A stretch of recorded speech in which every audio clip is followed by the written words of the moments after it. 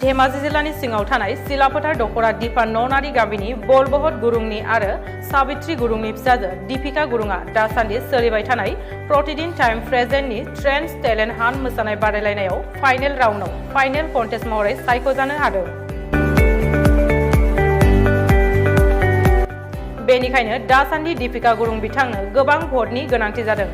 बेनिखायनो दीपिका गुरुं बिथांनि नखरा गामिनि सुबुंफोराबो भट होनानै मदद हेफाजाब आरो देरहासार खालामनो रायजो राजा बयखौबो खावलायहरदों। भट हरनायनि जोबथा खालार 14 डिसेम्बर आरो भटखौ 5755 आव ट्रेन्स TH09 SMS एबा मेसेज लिरनानै बिथांनो भट हरनो हागोन। মই দীপিকা গুৰুং ট্ৰেন্স প্ৰতিদিন টেলেণ্ট হাণ্টত মই ছেমি ফাইনেলিষ্ট হৈছোঁ আৰু মোক ভোট কৰিবলৈ ট্ৰেন্স TH09 লিখি 5757 SMS কৰিব আৰু মোৰ ভোটিং ডেট লাষ্ট আছে 14 ডিচেম্বৰ আৰু মোক জিকাব। गिबियावनो बे समाव बड'सा खौरां आरो मामोनिया बर' खौरांनिसिम आंनि गोसो गोरबोनिफ्राय खुलुमग्रोबाय।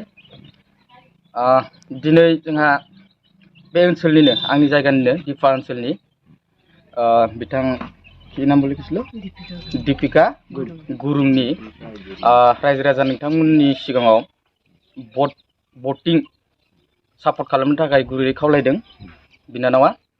बिनिखायनो बिथाङा दा फाइनाल उइनार ना थांनो माने नाजागासिनो आरो बिनि भटिंनि दिना बुधबारसिम लास्ट दिनैनिफ्राय लानानै दिनै देवबार बुधबाराव लास्ट जागोन। बिनिखायनो बिथांमोनखौ बे बिनानावनि थाखाय गोसो गोरबोजों अननानै जाथि हिसाबै बा हारि हिसाबै मानसि हिसाबै सुबुं हिसाबै गासैखौबो बिनानावखौ सापर्ट होगोन होननानै आं मिजिंथिबाय आरो लोगोसेयैनो भटिंनि मारै हरनांगौ बिनानावा एसे खोन्थालांबाय। बेखिनिखौनो बुंनानै आङो नोंथांमोननि सिगाङाव आंनि गोसो गोरबोनिफ्राय सापर्टखौ लुगैदों आरो खुलुमबाय।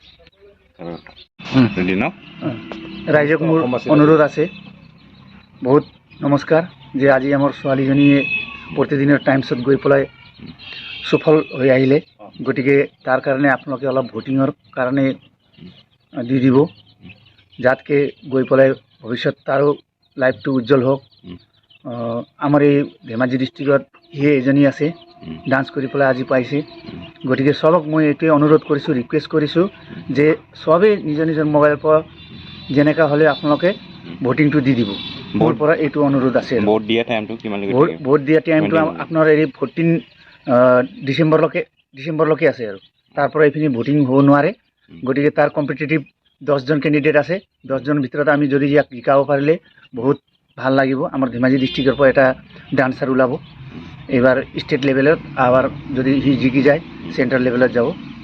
নমস্কার, মই এইটোৱে কৈছোঁ।